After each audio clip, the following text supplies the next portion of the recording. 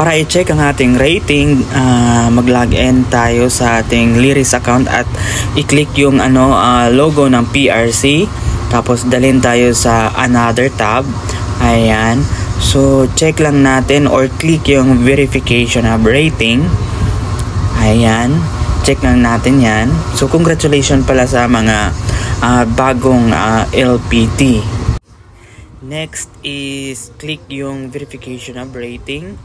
Tapos fill out lang yung mga data na dapat i-fill out, like yung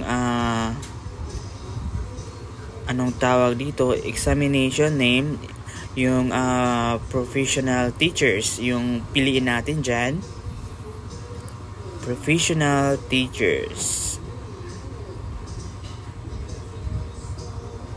Professional teachers, ayan.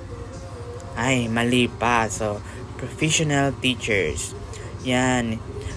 Tapos, i-fill out lang natin yung kung kailan tayo nag-take. Halimbawa, March 2024.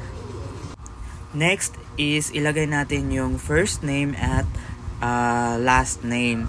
And then, ilagay natin yung birth date. Ayan, ilagay lang natin.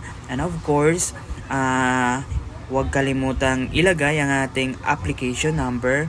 So, yung application number is makikita natin sa NOAA. So, yung ginagamit natin nung examination. So, and after that, i-click lang natin yung verify. Click verify. Ayun.